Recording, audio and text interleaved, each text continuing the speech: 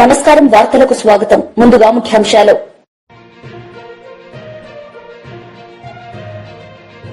నేరేడ్ కు ప్రాపర్టీ షోలో పాల్గొన్న సీఎం చంద్రబాబు నాయుడు. ఈ సందర్భంగా ప్రసంగం.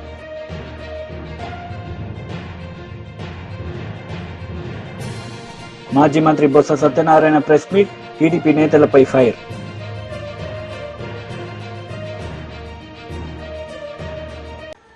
గుంటూరులో నేరేడ్ కో ప్రాపర్టీ షోలో సీఎం చంద్రబాబు నాయుడు పాల్గొన్నారు. ఈ సందర్భంగా ఆయన ప్రసంగించారు. తీసుకునే హక్కు ఈ ప్రభుత్వం మీకు ఇచ్చిందని చెప్పి కూడా నేను మీకు తెలియజేస్తున్నా.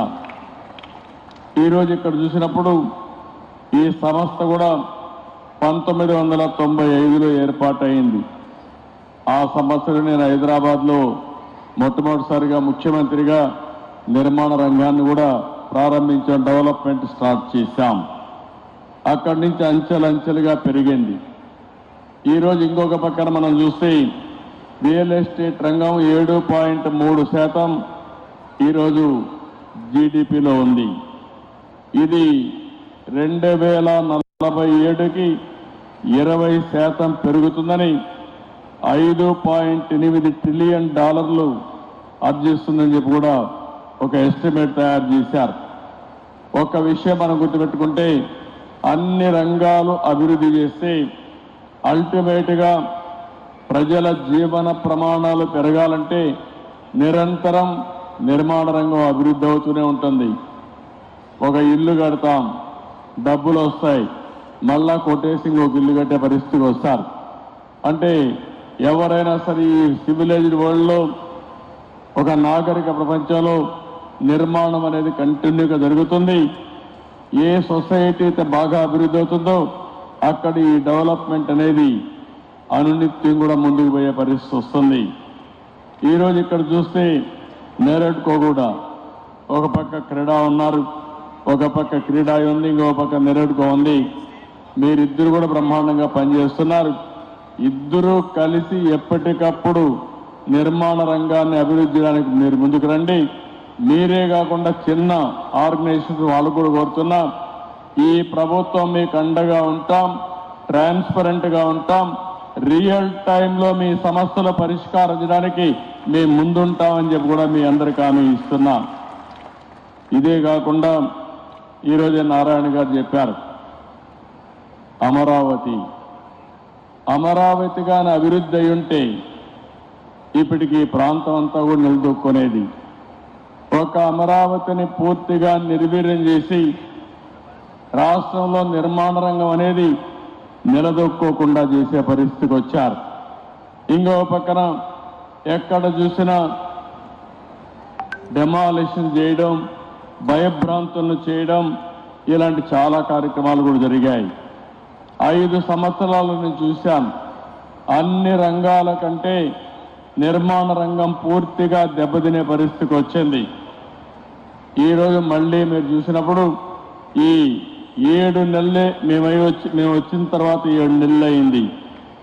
బిల్డ్ ఏపీ అనే నినాదంతో ఈరోజు మనం అందరం ముందుకు పోతున్నాం. నిర్మాణ రంగానికే కాకుండా అనుబంధ రంగాల్లో అన్నిటికీ ప్రాధాన్యత ఇచ్చాం. ఈ ప్రాధాన్యత వల్ల ఎక్కడికక్కడ ఒక పద్ధతి ప్రకారం ఇవన్నీ జరిగే పరిస్థితికి వస్తున్నాయి. మీరు ఒక పక్కన చూస్తే నా జీవితంలో ఎప్పుడూ చూడని విధంగా ఈరోజు భూ సమస్యలు వచ్చాయి. నాకు వచ్చే 100 పిటిషన్లు వస్తే అందులో 60-70 ల్యాండ్ రిలేటెడ్ సమస్యలే వచ్చాయి. రికార్డ్స్ తారుమారు చేశారు, భూ కబ్జాలు చేశారు, ఒకరి భూమిని ఇంకొకరు రాహించారు. కడాన సొంత ఒక ల్యాండ్ టైటిలింగ్ యాక్ట్ కూడా తీసుకొచ్చి ఇష్టానుసారంగా చేస్తే అవన్నీ రద్దు చేసి ఈ ల్యాండ్స్ అన్నీ మళ్ళీ ప్యూరిఫై చేయాలంటే చాలా సమయం తీసుకొచ్చే పరిస్థితి వచ్చింది. నేను మిమ్మల్ని అందరూ కూడా నిర్మాణ రంగంలో ఉన్నారు కాబట్టి ఇప్పుడే తిరుపతిరావు గారు కానీ మీ వాళ్ళందరూ చెప్పారు, ఒక మాట చెప్పారు, మేము తప్పు చేయం, ఎవరైనా మాలో తప్పు చేసే వాళ్ళు ఉంటే గట్టి చర్య. కేఏ పాల్ మీడియా సమావేశం నిర్వహించారు. ఈ సందర్భంగా ఆయన మాట్లాడారు. Angry with the officers when he himself is the responsible. He is forgetting that he is the Chief Minister of Andhra Pradesh today. 6 people, devotees, are dead in the last 24 hours while he was busy in political rally organized by himself, Pavan Kalyan, and Prime Minister. This is not the first time or second time or third time. Let me remind the people of North. In 2019 during Puskaralu, he made a stunt. He went with the equipment and he caused 23 deaths and many injuries.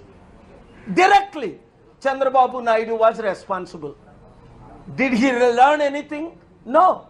Again, he conducted another political rally in Kandukur, where in a small corner illegally they obtained permission, brought thousands of people. Immediately there itself 8 people were dead on December 29th, 2022.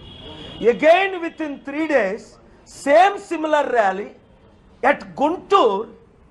Within 3 days, I don't understand how the police gave permission. I went there. Again 3 people were dead. Then again illegally they conducted a rally where Tarak Ratna, heartbreaking story this is, in July 2023 died in a miserable way and they try to cover up. If the list goes on, and yesterday and day before yesterday, when 6 people died, why 6 people died at Tirupati temple? It is a clear evidence. It is the pure negligence of Chandrababu Naidu as a chief minister. Number 1, they were busy conducting political rally, bussing thousands of police to Visakhapatnam. And what they were doing? Praising each other, forgotten all the promises they have given to the people of Andhra Pradesh. Unemployment skyrocketing, debt 13 lakh crore, farmers committing suicide, women committing suicide. More important is steel plant being sold. Chandrababu Naidu, Pavan Kalyan, Narendra Modi 2014 gave a promise, special status for Andhra Pradesh. They have forgotten that, which is beneficial to 6 crore people. Instead, they are not ashamed. Chandrababu Naidu, Pavan Kalyan are not ashamed, praising each other, forgetting people's promise. Wherever Chandrababu Naidu, death is following. Does he need to be a politician at age 75? Narendra Modi ji on September 17th is planning to resign because that's what RSS is calling for, BJP is calling for. But Chandrababu Naidu is much older than Narendra Modi. When Supreme Court judges are not allowed after age 62 to 65, smartest people in India are IAS, IPS, IRS, IFS are not allowed after 62. Why these politician old guys should continue after 75? Are they not ashamed? మాజీ మంత్రి Botsa Satyanarayana media సమావేశం నిర్వహించారు. ఈ సందర్భంగా పలు అంశాలపై ఆయన మాట్లాడారు. తిరుపతిలో జరిగిన ప్రభుత్వ అసమర్థత వలన, నిర్లక్ష్యం వలన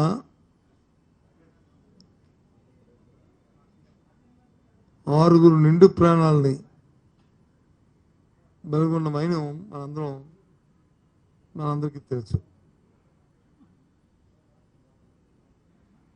ఈరోజు ఈ వైకుంఠ ఏకాదశి నాడు ఆ దేవదేవుని దర్శించుకోవడానికి లక్షలాది మంది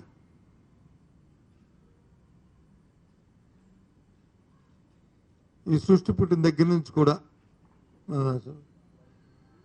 ఇప్పుడు వెళ్తున్న నేపథ్యం, సందర్భం, ఎప్పుడు ఇలాంటి సంఘటనలు జరగలే.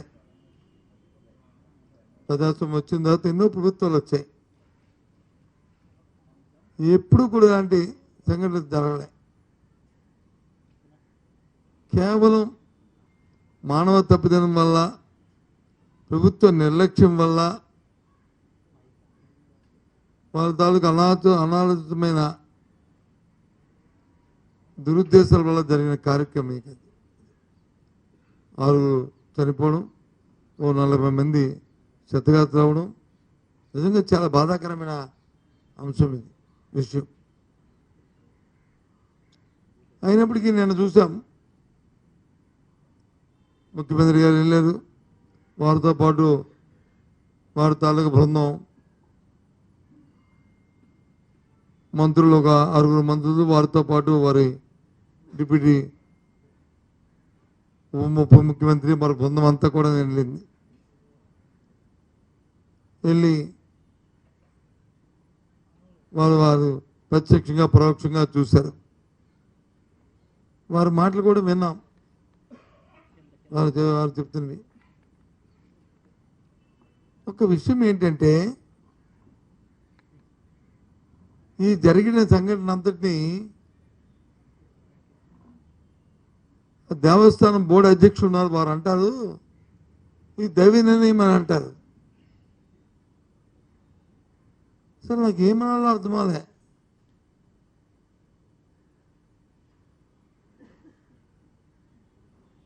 ఇది హైందవ ధర్మంలో ఇది ఏ రకంగా దీన్ని హర్షిస్తామో, దీన్ని ఎలా సమర్థించుకుంటామో అసలు ఆలోచించవలసిన అవసరం ఉంది.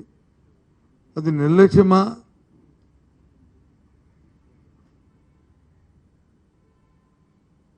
ఈ కార్యక్రమం నాకు అర్థం అవ్వలే.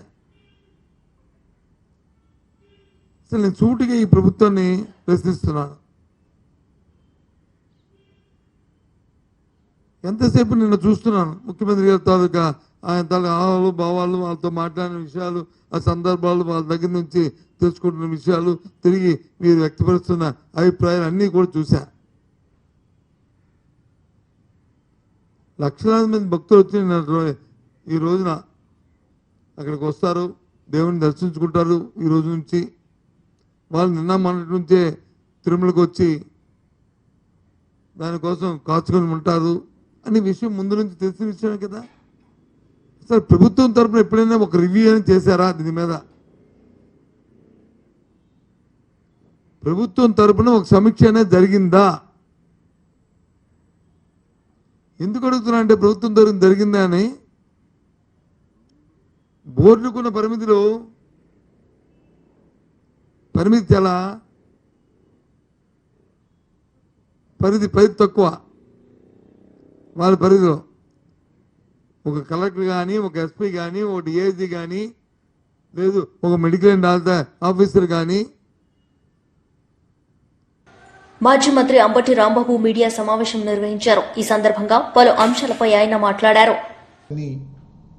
అక్కడ ఉన్నటువంటి టీటీడీ ధర్మకర్తలు, టీటీడీ బోర్డు సభ్యులు ఎంత చక్కగా గొప్పగా దాన్ని చూసుకుంటున్నారు పవిత్రంగా అనేటువంటి మాట అనేక సందర్భాల్లో మనం వింటూ వస్తున్నాం. అలాంటి అత్యంత పవిత్రమైన, ప్రపంచంలో గొప్ప దేవాలయాల్లో ఒకటి అయినటువంటి తిరుమల తిరుపతి దేవస్థానంలో ఏదైనా చిన్న విషయం జరిగినా అది చాలా ఇబ్బందికరంగా మనము భక్తులు ఫీల్ అవుతాం. దురదృష్టం, ఊహకు అందనటువంటి అంశం, మొన్న తిరుమల తిరుపతి దేవస్థానానికి సంబంధించినటువంటి వైకుంఠ ఏకాదశి సందర్భంగా వైకుంఠ ద్వార దర్శనానికి భక్తులు వెళ్లేందుకు టోకెన్లు జారీ సందర్భంగా తొక్కిసలాట జరగటం, 6 భక్తులు మరణించటం, అనేక మంది అస్వస్థులు కావటం అనేది చాలా పెద్ద విషయం. ఇది ప్రభుత్వాలు, ప్రజలు, భక్తులు, దేశంలో ఉన్న ప్రతి వారు కూడా చాలా సీరియస్గా తీసుకోవాల్సినటువంటి అంశం. ఇలాంటి అంశాలు మళ్ళా తిరిగి శ్రీ శ్రీ శ్రీ శ్రీ ఏడుకొండల స్వామి వారి సన్నిధిలో జరగకోకుండా అన్ని జాగ్రత్తలు మనం తీసుకోవాల్సినటువంటి పరిస్థితులు ఉన్నాయని ఈ సందర్భంగా నేను మనవి చేస్తున్నా. జరిగిన విషయం ఏదో చిన్న విషయంగానో, లేదు మర్చిపోయే విషయంగానో, లేదు చూసి చూడనట్టుగా వదిలేసే విషయంగానో, లేదు చిరు ఉద్యోగులు 2-3 సస్పెండ్ చేసేసి పంపించే విషయంగానో దీన్ని భావించడం అనేది చాలా ప్రమాదకరం, చాలా బాధాకరం. అలా చేస్తే ప్రజాస్వామ్యంలో ప్రజలు క్షమించరు, భగవంతుడు శ్రీ వెంకటేశ్వర స్వామి కూడా క్షమించని ఈ సందర్భంగా నేను మనవి చేస్తున్నా. ఆ విషయాలను నేను ఎందుకు చెప్తున్నానంటే, ఈ సంఘటన జరిగిన వెంటనే రాష్ట్ర ముఖ్యమంత్రి నారా చంద్రబాబు నాయుడు గారు హుటాహుటిన బయలుదేరి వెళ్ళారు. అక్కడ విచారణ చేశారు, తప్పులు తెలుసుకోవడానికి ప్రయత్నం చేశారు. అక్కడ మృతుల కుటుంబాలని, క్షతగాతులైన వారిని కూడా పరామర్శించేటటువంటి ప్రయత్నం చేశారు. అవన్నీ కూడా మనం మీడియాలో చూసాం. ఆ తర్వాత మళ్ళీ పవన్ కళ్యాణ్ గారు వెళ్ళారు, ఉప ముఖ్యమంత్రి గారు. ఆయన కూడా పరామర్శించారు, ఆయన కూడా మీడియాతో మాట్లాడారు. తరువాత ప్రధాన ప్రతిపక్ష నాయకులైనటువంటి జగన్మోహన్ రెడ్డి గారు కూడా ఆ తర్వాత వెళ్ళారు. అక్కడ పరామర్శించి పలకరించి వచ్చారు. ఎవరి స్టేట్మెంట్స్ వారు ఇచ్చారు. ఫైనల్గా చంద్రబాబు నాయుడు గారు ఆయన ప్రకటించింది ఏమిటంటే, ఇద్దరిని బాధ్యుల్ని చేస్తూ డిఎస్పి రమణ కుమార్ అని ఒక డిఎస్పిని, గోశాల డైరెక్టర్ హరినాథ్ రెడ్డిని, వీళ్ళిద్దరిని ఈ సంఘటనకి బాధ్యులు అని చెప్పి ఇద్దరిని సస్పెండ్ చేశారు. సరే, కొన్ని పత్రికలు రాశాయి, వారికి సంబంధించిన పత్రికలు అద్భుతంగా స్పందించారు, తక్షణమే యాక్షన్ తీసుకున్నారు. ఇద్దరిని బీజేపీ లీడర్ మీడియా సమావేశం నిర్వహించారు. ఈ సందర్భంగా ఆయన మాట్లాడారు. ఈ ప్రభుత్వం ఇష్యూస్ అన్నిటి కూడా లాస్ట్ ప్రభుత్వం 10 సంవత్సరాలు, ఈ సంవత్సరం లాస్ట్ 1 year నుంచి కూడా టీచర్ల విషయంలో ఎవరు ఒక ఇష్యూని కూడా సార్ట్అవుట్ చేయకుండా అన్ని పెండింగ్ పెట్టారు. అవన్నిటి మీద మనము పోరాటం చేసి వాళ్ళకి సొల్యూషన్ వచ్చే విధంగా సెంట్రల్ గవర్నమెంట్ తరఫున ప్రెషర్ తీసుకొచ్చి ఇక్కడ కిషన్ రెడ్డి గారి నాయకత్వం కానీ, బండి సంజయ్ గారి నాయకత్వంతో వాళ్ళ సపోర్ట్ తీసుకొని స్టేట్ గవర్నమెంట్ కూడా పర్సీవ్ చేసి ఆ ఇష్యూస్ను ఒక్కొక్కటి ఏ విధంగా రిజాల్వ్ చేయాలన్నది మెయిన్ ఉద్దేశము.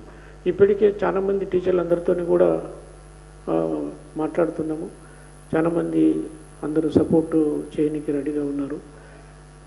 నేను నా వంతుగా 94 నుంచి విద్యా సంస్థను నడుపుతున్నాము.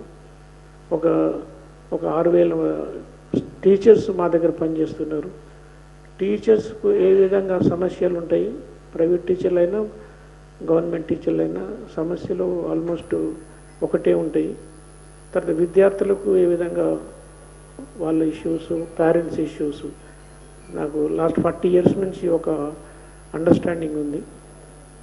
ఈ అండర్స్టాండింగ్ను ముందుకు పెట్టుకొని ఆ ఇష్యూస్ అన్నిటినీ ఏ విధంగా మంచి స్టూడెంట్స్ను తయారు చేస్తూ వారికి సంబంధించిన టీచర్లందరికీ వాళ్ళ సమస్యలు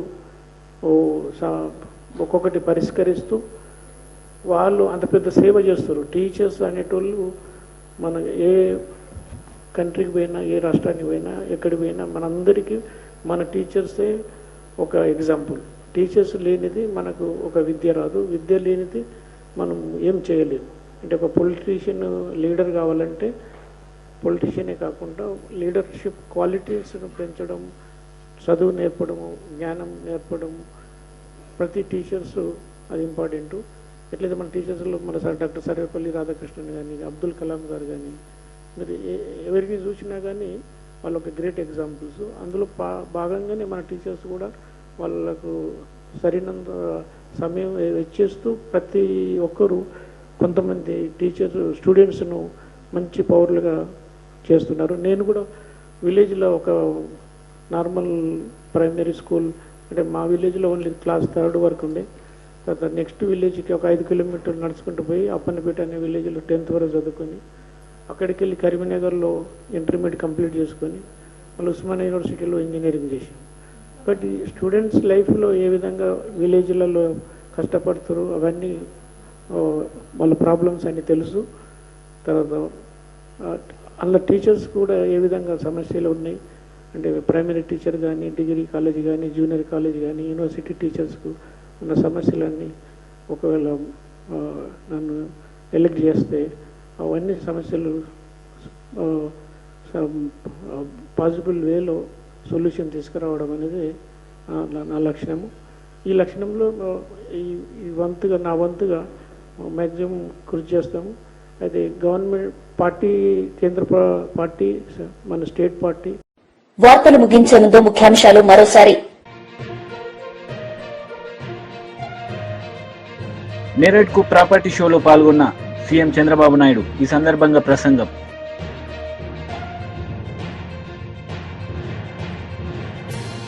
మాజీ మంత్రి Botsa Satyanarayana press meet. TDP నేతలపై ఫైర్.